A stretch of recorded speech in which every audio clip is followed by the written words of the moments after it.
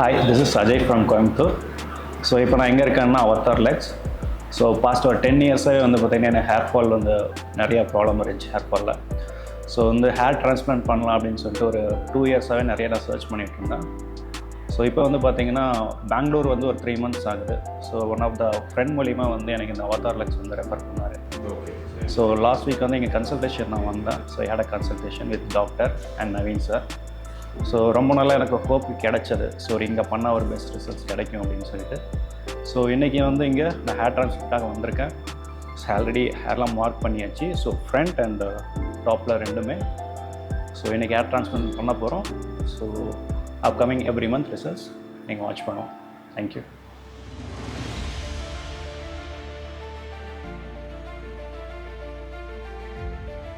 Preference will be here, as I told you, 50%. Another, mainly here in this front one. So this is almost one finger breadth. And next is this.